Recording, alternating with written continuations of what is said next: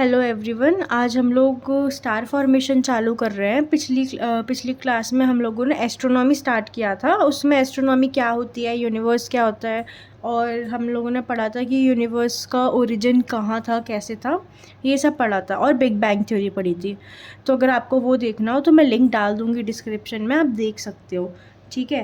पिछली क्लास में हम लोगों ने नेब्यूला पढ़ा था, तो आज हम वहीं से कंटिन्यू करेंगे। ठीक है। आज हम लोग स्टार फॉर्मेशन देखेंगे कि स्टार्स का कैसे बनते हैं, स्टार्स की लाइफ साइकिल क्या है। ठीक है। एक चीज़ जो आप लोगों को समझने की है, जैसे सारे लिविंग ऑर्गेनिजम्स होते हैं, जैसे कि प्लांट्स हो गया, एनिमल्स हो गया, या हम ह्यूमन बींग्स हैं, तो हम सबकी एक लाइफ साइकिल है। हम लोग पहले पैदा होते हैं, हम इन्फेंट होते हैं, फिर हम टीनेज पे पहुंचते हैं, ओल्ड एज पे पहुंचते हैं, और फिर एट दी एंड हमारी लाइफ साइकिल ख़त्म हो जाती है। ठीक है। ऐसे ही स्टार्स के साथ भी होता है। पहले स्टार्स बनते हैं, उसके बाद धीरे धीरे करके बहुत मिलियन ऑफ ईयर्स के बाद उनकी लाइफ साइकिल ख़त्म हो जाती है। ठीक है। तो हम स्टार्ट करते हैं अब। हम नेब्यूला देखो, नेब्यूला अगर आपको याद नहीं है या फिर किसी ने देखा नहीं है तो मैं बता देती हूँ। नेब्यूला एक गैस क्लाउड है। Nebula is a gas cloud जिसमें atoms of hydrogen and helium है एंड डस्ट पार्टिकल्स हैं। ठीक है। Combination of atoms of hydrogen and helium and dust particles, वो नेब्यूला है, अपना गैस क्लाउड है वो एक। ठीक है। तो क्या होता है ना, नेब्यूला को बर्थ प्लेस ऑफ स्टार्स कहते हैं। ऐसा क्यों कहते हैं? क्योंकि नेब्यूला से ही हमारा जो स्टार्स की जो लाइफ साइकिल है ना, वो स्टार्ट होती है। ठीक है। तो अब हम आगे देखते हैं कि होता क्या है। अब होता ये है कि ग्रेविटेशनल फोर्स लगता है। ठीक है। Gas and dust particles come closer. हमारा ये हमारा गैस क्लाउड है। ठीक है। इसके अंदर है हमारे ये गैसेस हैं, डस्ट पार्टिकल्स हैं। अब क्या हो रहा है ना, ग्रेविटेशनल फोर्स लग रहा है। ठीक है। तो जब ग्रेविटेशनल फोर्स लगेगा तो ये जो है ना, ये एक दूसरे के पास आएंगे, क्योंकि ऐसे लग रहा है ना ग्रेविटेशनल फोर्स, तो अंदर जो भी है वो सब एक दूसरे के पास आएगा। ठीक है। जितने पास आएंगे, पास किस वजह से आ रहे हैं? क्योंकि बाहर से फोर्स लग रहा है ना। फोर्स लग रहा है मतलब प्रेशर बढ़ता जा रहा है और टेम्परेचर भी बढ़ता जा रहा है अंदर। ठीक है। तो नेब्यूला है। ठीक है। तो due to gravitational force gas and dust particles come closer. ठीक है। Pressure and temperature increases, a protostar is formed. Protostar होता है स्टार बनने से पहले वाली जो फेस होती है ना, वो मतलब कि उसके अंदर इतनी हीट नहीं है, इतनी एनर्जी नहीं है कि वो एक स्टार बन सके। ठीक है। लेकिन थोड़ी तो है। ठीक है। और उसका थोड़ा थोड़ा शेप भी आने लगता है। जैसे क्लाउड का तो कोई ऐसा शेप है ही नहीं, ठीक है, गैस क्लाउड का। बट जो प्रोटोस्टार है ना, उसका थोड़ा थोड़ा शेप आने लग जाएगा। ठीक है। लेकिन उसके अंदर इतनी एनर्जी नहीं है, इतनी हीट नहीं है कि वो एक स्टार बन सके, तो हम उसको प्रोटोस्टार कहेंगे। ठीक है। तो प्रोटोस्टार बनता है। Fusion has not started yet, so it is not a true star. अभी इसके अंदर ना फ्यूजन स्टार्ट नहीं हुआ है। फ्यूजन मैं बताऊँगी आपको आगे जाके। तो वो है, तो इसीलिए ये हमारा एक ट्रू स्टार नहीं है, हम इसको ट्रू स्टार नहीं मानते। ये हमारे स्टार से पहले का एक फेज़ है। ठीक है। फिर आता है अपना मेन स्टार। मेन स्टार में क्या होगा, when the core temperature becomes very high. अब कोर क्या होगा, ये अगर अपना स्टार है ना, तो ये जो बीच वाला एरिया अब कोर होगा अपना। ठीक है। जब आप देखो ग्रेविटेशनल फोर्स लगता जा रहा है, अंदर अपना टेम्परेचर और प्रेशर जो है वो बढ़ता जा रहा है। ठीक है। तो जब हमारे कोर में टेम्परेचर बहुत हाई हो जाएगा, अराउंड 10 मिलियन केल्विन। ठीक है। कोर में जब हमारा टेम्परेचर बहुत हाई हो जाएगा, तो जो हाइड्रोजन था इसके अंदर, वो हीलियम में कन्वर्ट होने लगेगा। ठीक है। कोर के अंदर क्या है, हाइड्रोजन है जो हीलियम बन रहा है बिकॉज ऑफ टेम्परेचर। ठीक है। तो इस प्रोसेस को हम कहेंगे न्यूक्लियर फ्यूजन। जो मैंने ऊपर बोला ना, fusion has not started yet, इसका मतलब यही था कि इसके अंदर इतनी हीट नहीं है या इसके अंदर इतना टेम्परेचर नहीं है कि इसके अंदर फ्यूजन चालू हो सके, इसीलिए हम इसको प्रोटोस्टार कहते हैं। मेन स्टार के कोर में जब इतना लेवल ऑफ टेम्परेचर पहुंच जाता है, कितना, अबाउट 10 मिलियन केल्विन। ठीक है। तो फिर हाइड्रोजन जो है ना, वो कन्वर्ट होने लगता है हीलियम में, और हम इस प्रोसेस को कहते हैं न्यूक्लियर फ्यूजन। ठीक है। एक स्टेबल स्टार बनने लगता है as energy release from fusion balance balances gravity। ठीक है, इस लाइन का मतलब मैं आपको समझाती हूँ। देखो, ये है अपना स्टार, ठीक है। अब यहाँ पे बाहर से लग रही थी ना पहले ग्रेविटेशनल फोर्स लग रहा था, है ना। तो मैंने क्या बोला था ना कि ये एक दूसरे के पास आ रहे हैं, दे आर कमिंग क्लोजर। ठीक है, क्यों? क्योंकि बाहर से ग्रेविटेशनल फोर्स लग रहा था, तो ये छोटे हो रहे थे, ये छोटे हो रहे थे, ठीक है। लेकिन आगे क्या होता है ना, अब यहाँ पर अंदर वो होने लगा, यहाँ पे अंदर फ्यूजन होने लगा। अब जब यहाँ पे अंदर फ्यूजन होने लगा तो फिर यहाँ से भी फोर्स लगने लगा, यहाँ से भी प्रेशर आने लगा, ठीक है। तो अब कोई एक यहाँ पे ये कोर है, यहाँ से हमारा प्रेशर लग रहा है, यहाँ से हमारा हो रहा है, ठीक है, हीट जनरेट होती जा रही है, फ्यूजन होता जा रहा है, और यहाँ से भी लग रहा है। तो अगर आप इस साइड भी धक्का दोगे और इस साइड भी धक्का दोगे और दोनों फोर्स सेम है, तो आप वहीं का वहीं रह जाओगे, है ना, स्टेबल हो जाएगा। इसीलिए जब हमारा फ्यूजन होना स्टार्ट होता है तो a stable star is formed as energy release from fusion balances gravity. इधर से भी लग रहा है, इधर से भी लग रहा है, तो इसीलिए यहाँ पर स्टेबल हो गया, अब हो नहीं रहा कुछ भी यहाँ पे। अब इसीलिए वो ना वो एक्सपेंड हो रहा है और ना वो अभी कंप्रेस हो रहा है, ठीक है। इस चक्कर में हम बोलते हैं कि जब मेन स्टार बनता है ना तो वो एक स्टेबल स्टार बन जाता है। मेन स्टार से पहले वाला जो स्टार होता है वो एक स्टेबल स्टार नहीं होता है, ठीक है। अब आगे देखते हैं, टाइप्स ऑफ स्टार्स होते हैं। देखो, स्टार्स ना हम दो टाइप में कह सकते हैं कि दो टाइप ऑफ स्टार्स होते हैं, एक स्मॉल स्टार होता है, एक बिग स्टार होता है, ठीक है। स्मॉल स्टार वो होता है, अगर हम एक माने फैक्ट देखें अगर, तो small star if the star is less than 1.44 times of sun size. आपको भी पता है सन कितना बड़ा है, ठीक है। तो सन के साइज से 1.44 टाइम्स हम जो भी कैलकुलेट कर रहे हैं, ठीक है। अगर हमारा स्टार का साइज़ 1.44 ऑफ सन के साइज से कम है, ठीक है, तो ये अपना बन जाएगा स्मॉल स्टार, ठीक है। बट अगर हमारा जो भी हमारा आया है, जो हमारा बिग स्टार है, जो भी इसका साइज़ है, अगर वो size of 1.44 times of sun size से ज़्यादा है तो फिर क्या हो जाएगा, बिग स्टार बन जाएगा, ठीक है। तो वही लिखा हुआ है यहाँ पे, if the star is less than 1.44 times of sun size तो वो स्मॉल स्टार होगा, and if the star is more than 1.44 times of sun size तो ये बिग स्टार होगा, ठीक है।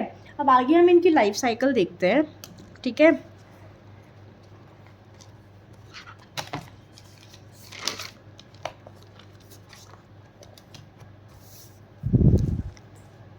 तो ये है, देखो भाई, मैंने आपको जो अभी बताया, ये जो है ना, ये अपना गैस क्लाउड है, ठीक है। इसको हम नेब्यूला बोल रहे हैं। ये अपना गैस क्लाउड है जिसके अंदर डस्ट है और गैसेस है, हाइड्रोजन और हीलियम, ठीक है।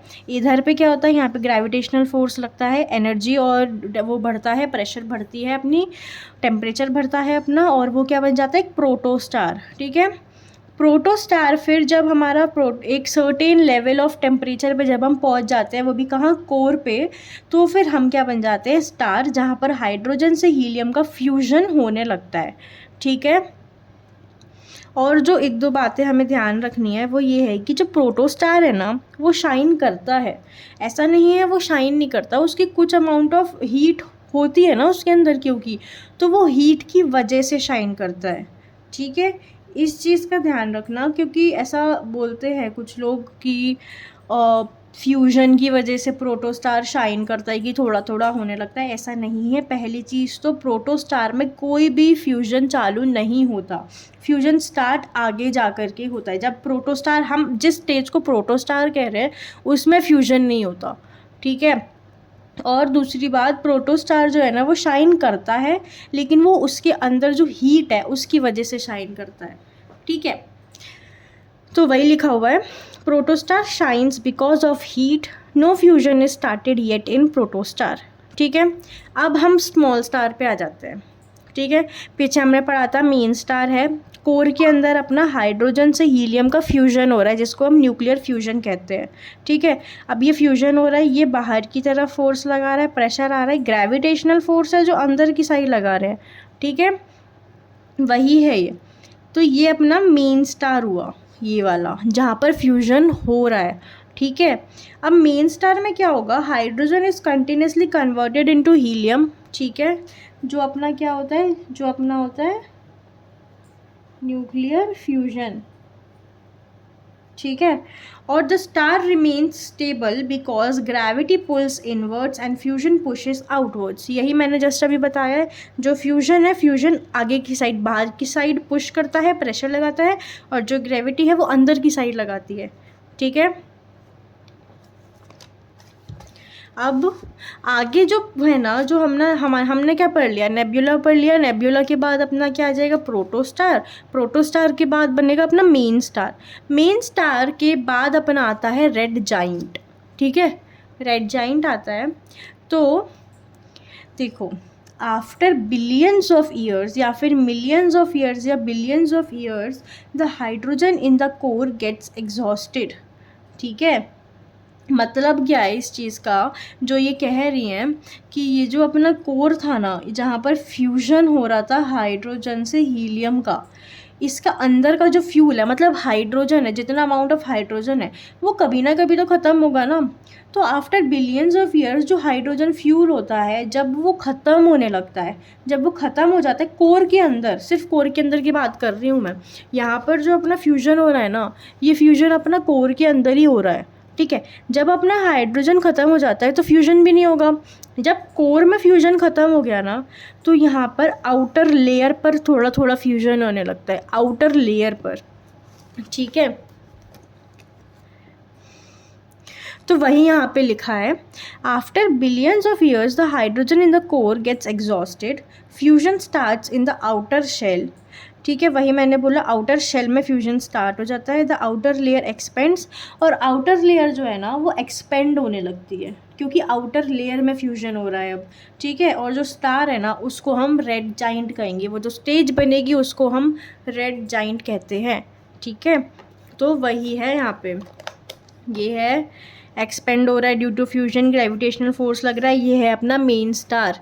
ठीक है, मेन स्टार के बाद जो अपनी स्टेज आती है वो होती है रेड जाइंट, जहाँ पर बीच में फ्यूजन होना बंद हो गया और यहाँ पे आउटर लेयर पर फ्यूजन हो रहा है। ठीक है, तो आउटर लेयर के बाद फिर आता है अपना,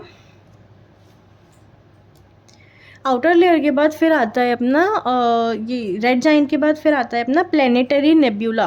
ठीक है, कुछ लोग इसको स्किप भी कर देते हैं, प्लैनेटरी नेब्यूला को सीधे वाइट ड्वार्फ पढ़ाते हैं, बट मैंने पढ़ाया तो मैं बताऊंगी कि होता है अपना ऐसा। अब जो रेड जाइंट के बाद प्लैनेटरी नेब्यूला आएगा ना, उसमें क्या होता है ना, देखो मैंने बोला कोर में ख़त्म हो जाता है, फ्यूल ख़त्म हो गया, कोर में फ्यूजन ख़त्म हो गया, आउटर लेयर में हो रहा है। तो क्या करते हैं, जो आउटर लेयर है ना, वो स्पेस में चली जाती है, खो जाती है। ठीक है, मतलब टूट जाती है या फिर उसमें से कहीं चली जाती है बस। The outer layer of red giant are thrown into space. ठीक है, only the hot core remains. तो जो बीच वाला कोर था ना, जहाँ पर फ्यूजन पहले हो रहा था, अब रुक गया है ना, वो है सिर्फ जो बचा है। अब वो जो आगे की, जो ऊपर आगे की जो वो आउटर लेयर थी ना, वो तो चली गई, अब बीच वाला बचा है जहाँ पे अब फ्यूजन भी नहीं हो रहा। अब क्योंकि इतने टाइम से वहाँ पे फ्यूजन हो रहा था, इस चक्कर में ये हॉट है, बस गर्म है ये बहुत। ठीक है, तो उसको हम प्लैनेटरी नेब्यूला कहेंगे। प्लैनेटरी नेब्यूला के बाद आता है white dwarf. The remaining hot core becomes a white dwarf. वही जो बचा हुआ हॉट कोर है, ठीक है, उसको हम कहेंगे वाइट ड्वार्फ। ठीक है, वहाँ पर कोई न्यूक्लियर फ्यूजन नहीं हो रहा, it shines because of its stored heat. इस चीज़ का ध्यान रखना। ठीक है, क्या लिखा है, the remaining hot core becomes a white dwarf, no nuclear fusion occur, it shines because of its stored heat. ठीक है, वाइट ड्वार्फ बन गया। वाइट ड्वार्फ के बाद अब आता है ब्लैक ड्वार्फ। तो ब्लैक ड्वार्फ में होगा, after long time white dwarf cools down becomes black dwarf. अब कोई भी कोर है, अब हम बोल रहे हैं कि ये है अपना, ये अपना बचा हुआ था कोर, ठीक है, जहाँ पे फ्यूजन नहीं हो रहा। अब ये इसमें हीट तो होगी ना, ठीक है, जो भी हीट थी उस टाइम पे इसको हम वाइट ड्वार्फ कहते थे। ठीक है, लेकिन जब इसके अंदर की हीट भी नहीं बची और अब जब ये कूल डाउन हो गया है, अब ये कूल डाउन हो गया है, तो जब ये कूल डाउन हो जाएगा ना, तो ये ब्लैक ड्वार्फ बन जाएगा। ठीक है, ब्लैक ड्वार्फ। लेकिन अभी तक ब्लैक ड्वार्फ हम लोगों ने कभी ऑब्जर्व नहीं किया, ये एक थियोरेटिकल बोल सकते हैं कि एक थियोरेटिकल स्टेज है। ठीक है, लेकिन आज तक कभी भी इसको देखा नहीं है ब्लैक ड्वार्फ को। ठीक है, तो अगर हम अब इस डायग्राम को देखें तो क्या आएगा, ये अपना मेन स्टार है। देखो पहले ही नेब्यूला होता है, नेब्यूला के बाद प्रोटोस्टार बनता है, फिर स्टार बनता है। मेन स्टार है अपना ये, इसमें फ्यूजन हो रहा है, ठीक है, ये स्टेबल है, ठीक है। अब एक टाइम के बाद billions of years ago, sorry ago नहीं, बिलियंस ऑफ ईयर्स लेटर, जब यहाँ पर फ्यूजन ख़त्म हो जाएगा तो फिर ये रेड जाइंट बन जाएगा, क्योंकि आउटर लेयर पे फिर फ्यूजन होने लगेगा, ठीक है। और आउटर लेयर पे फ्यूजन होने लगेगा, उसके बाद जब आउटर लेयर थ्रोन हो जाएगी, थ्रोन अवे हो जाएगी इन द स्पेस, तो फिर सिर्फ हमारा कोर बचेगा, हॉट कोर। वो हॉट कोर होगा वाइट ड्वार्फ, ठीक है। और जब वो हॉट कोर कूल डाउन हो जाएगा, जब वो ठंडा पड़ जाएगा, तब उसको हम बोल देंगे ब्लैक ड्वार्फ। ब्लैक ड्वार्फ अभी तक हमने ऑब्जर्व नहीं किया है, ये एक थियोरेटिकल वो है, बस स्टेज है, ठीक है। तो ये हमारी लाइफ साइकिल है स्मॉल स्टार की, ठीक है। देखा आप लोगों ने कैसे एक गैस क्लाउड था, गैस क्लाउड से हम लोग एक ब्लैक ड्वार्फ तक पहुंच गए। हमने पूरा देख लिया कि नेब्यूला से कैसे एक स्टार बनता है और फिर कैसे वो मर भी जाता है, ठीक है।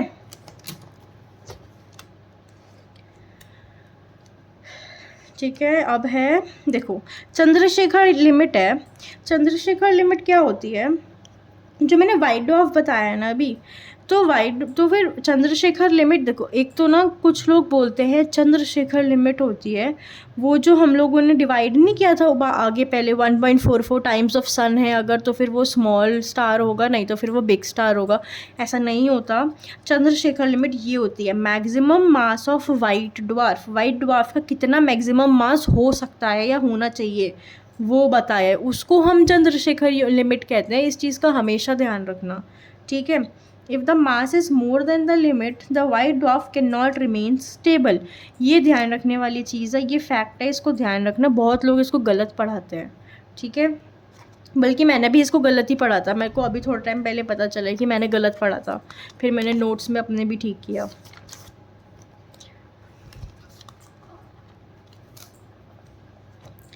अब हम लोग बिग स्टार पढ़ते हैं, ठीक है। अभी हमने स्मॉल स्टार की साइकिल देखी, अब हम लोग बिग स्टार की साइकिल देखेंगे।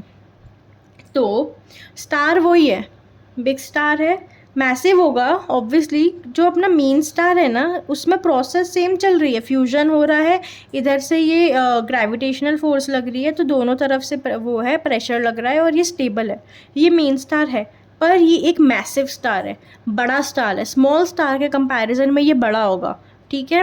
तो ये अपना मेन स्टार है। अब क्या होगा, मेन जैसे उस वाली में यहाँ पर हमने देखा था कि मेन स्टार के बाद रेड जाइंट आता है ना, लेकिन यहाँ पर रेड जाइंट आएगा बट हम उसको कहेंगे रेड सुपर जाइंट, ठीक है। तो रेड सुपर जाइंट है। Massive stars burn fuel much faster, ठीक है। जो मतलब ये जो कह रहे हैं कि जैसे मैसिव स्टार है ना, क्योंकि हम बिग स्टार के बारे में बात कर रहे हैं और बिग स्टार जो होता है ना वो स्मॉल स्टार्स के कंपैरिजन में मैसिव होगा। तो जितना मैसिव स्टार होगा, जितना बड़ा स्टार होगा ना, उतनी ही जल्दी उसके अंदर का फ्यूल भी बर्न होगा, ठीक है। ये समझ लेना। They expand and become red super giant. तो जब उसके अंदर का फ्यूल ख़त्म हो गया और उसके बाद जब आउटर लेयर में वो होने लगा, तो वो बन जाते हैं रेड सुपर जाइंट, सेम पिछले वाली की तरह, सेम स्मॉल स्टार की तरह, ठीक है। अब उसके बाद चेंज ये आता है, उधर पे वाइट ड्वार्फ ब्लैक ड्वार्फ बन जाते हैं, बट यहाँ ऐसा नहीं होता। यहाँ होता है कि सुपरनोवा होता है, ठीक है। अब मैं सुपरनोवा बताती हूँ। सुपरनोवा एक स्टेज नहीं है, या सुपरनोवा एक स्टार का स्टेज नहीं है। सुपरनोवा होता है when all nuclear fuel is exhausted the core collapses, ठीक है।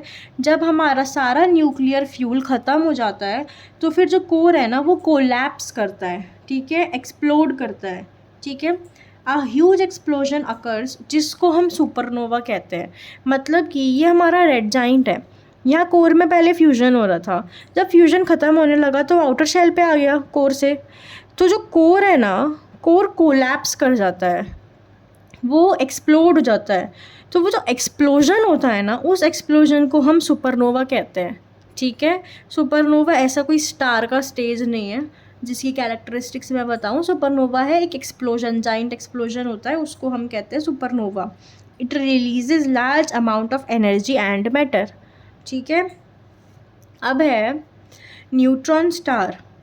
अब क्या होता है ना, देखो सुपरनोवा है, हमारा ये रेड सुपर जाइंट था, रेड सुपर जाइंट के बाद एक एक्सप्लोजन होता है जिसको हम सुपरनोवा कहते हैं। तो दो चीज़ें बन सकती हैं उस एक्सप्लोजन के बाद, ठीक है। एक है न्यूट्रॉन स्टार और एक है ब्लैक होल, ठीक है। अगर हमारा जो रिमेनिंग कोर है वो बहुत बड़ा नहीं है, बहुत मैसिव नहीं है, अगर छोटा है, ठीक है, तो हमारा वो न्यूट्रॉन स्टार बन जाएगा, ठीक है। मतलब क्या बोल रहे हैं, कोर था, कोर हमारा एक्सप्लोड हुआ, एक्सप्लोजन हुआ जिसको हम सुपरनोवा कह रहे हैं, ठीक है। और उस एक्सप्लोजन के बाद हमारा अगर कोई जो कोर है, जो बचा हुआ कोर है, रिमेनिंग कोर है, अगर वो ज़्यादा बड़ा नहीं है, वो छोटा है, तो वो बन जाएगा क्या, न्यूट्रॉन स्टार। वो बहुत छोटा होगा साइज़ में, लेकिन डेंसिटी बहुत हाई होगी उसकी, ठीक है।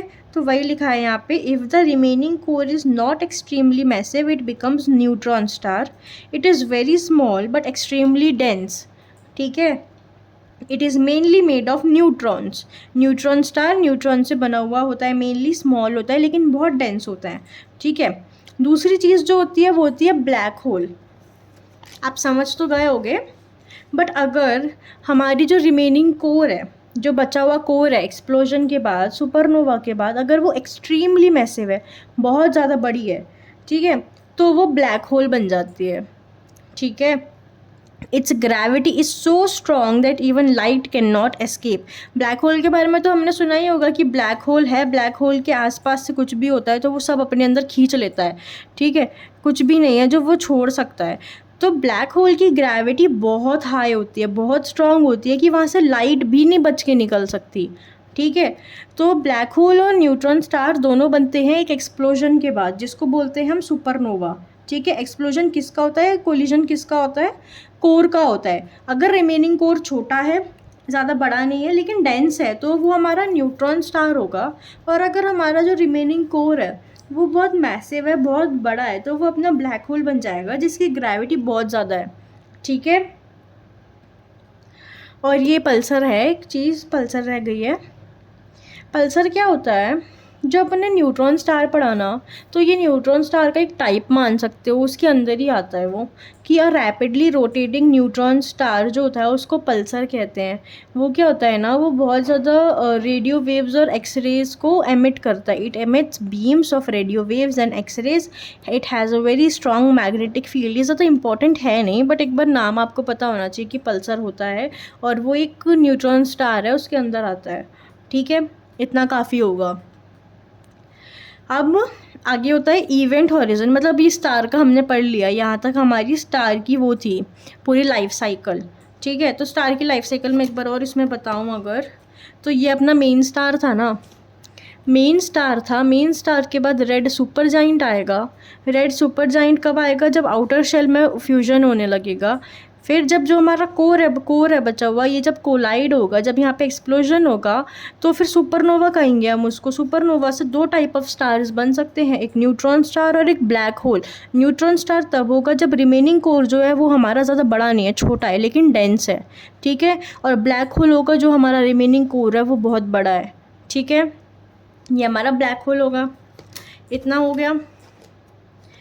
अब हम देखते हैं कुछ चीज़ें। ये है इवेंट हॉरिजन। तो इवेंट हॉरिजन क्या होता है, इवेंट हॉराइजन होता है बाउंड्री अराउंड अ ब्लैक होल, जिसको इवेंट हॉराइजन मतलब कि ये वाली बाउंड्री, ये जो बाउंड्री है इसे बोलते हैं इवेंट हॉराइजन, ठीक है। इस बाउंड्री के बियॉन्ड कुछ भी नहीं बच सकता। मतलब अगर तुम इस बाउंड्री के इस साइड हो ना तो तुम बच गए, लेकिन बाई चांस तुम इस बाउंड्री के इधर आ गए तो तुम अंदर जाओगे, फिर तुम बच नहीं सकते, ठीक है।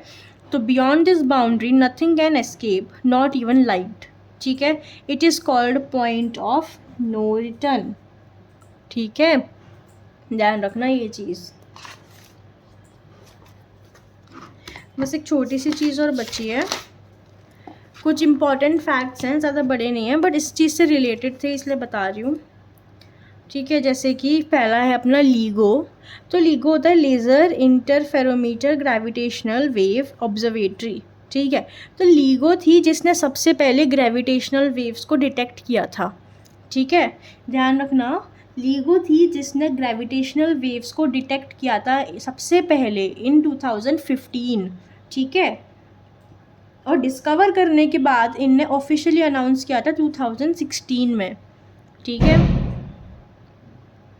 उसके बाद एक और है फर्स्ट ब्लैक होल इमेज। जो सबसे पहली ब्लैक होल की इमेज हमारे पास आई है ना, वो 10 अप्रैल 2019 में आई है, ठीक है। सबसे पहली ब्लैक होल की इमेज अभी कुछ सालों पहले आई है, ठीक है।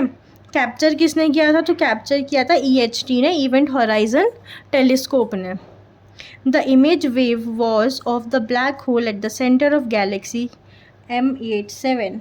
गैलेक्सी का नाम क्या था? M87, जहाँ पर ये ब्लैक होल मिला था, ठीक है। और ब्लैक होल का नाम किसने दिया था? तो the term black hole was given by John Archibald Wheeler in 1967, ठीक है। तो ये नाम याद रख लेना। वैसे तो ये सब अब कोई पूछता नहीं है, बट फिर भी क्योंकि आप गवर्नमेंट एग्ज़ाम्स की अगर तैयारी कर रहे हो या फिर आप नॉर्मली भी पढ़ रहे हो, अगर किसी भी क्लास में पढ़ रहे हो, तो भी कोई भरोसा नहीं है, आप कुछ भी पूछ सकते हैं। इस चक्कर में अब याद रखना ये चीज़ें, ठीक है। आज हम लोगों ने क्या क्या पढ़ा है? आज हम लोगों ने पढ़ा है स्टार का फॉर्मेशन, स्टार्स कौन कौन से होते हैं और उनकी फॉर्मेशन, उनकी लाइफ साइकिल पढ़ी हमने पूरी, ठीक है। अगली क्लास में यहीं से हम आगे कंटिन्यू करेंगे और अगली क्लास में हम सन भी चालू करेंगे। तो अगर आपको देखना हो तो यू कैन वॉच इट। आप मेरे चैनल को सब्सक्राइब कर सकते हैं और इससे पहले वाली वीडियो के लिए मैं लिंक डाल दूँगी अपने डिस्क्रिप्शन में, ठीक है। Thank you for watching.